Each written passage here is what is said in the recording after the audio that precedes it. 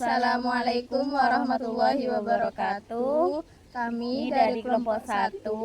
Perkenalkan, nama saya Yunisa Rifdatul Khairiyah dari Prodi PIAUD dengan nomor NIM 25504078. Dan saya Desi Adrianisi, Prodi PIAUD juga dengan nomor NIM 25504005. Di sini kami akan mereview jurnal yang berjudul Sejarah Perkembangan Filsafat Islam yang ditulis oleh Sri Wahyunisi di jurnal Muqtadiin volume 7 nomor 1 halaman 82 sampai 99 dan tahun terbit 26 Juni 2021.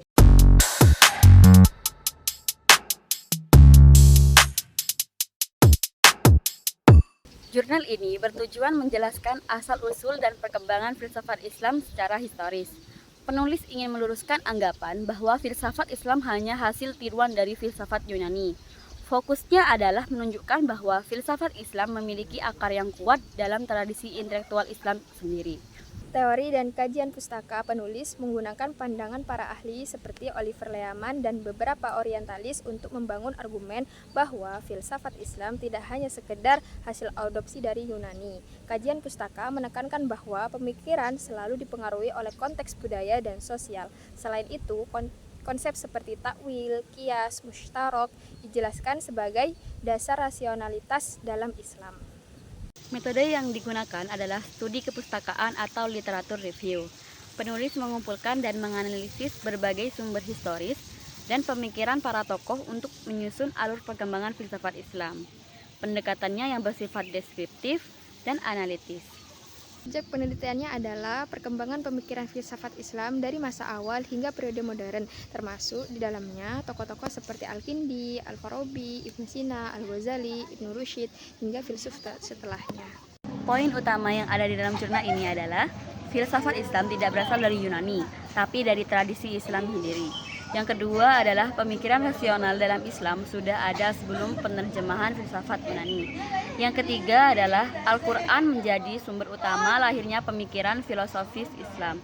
Yang keempat adalah 3 metode dasar berpikir filosofis dalam Islam. Yang pertama, takwil, 2, musytarok, 3, qiyas.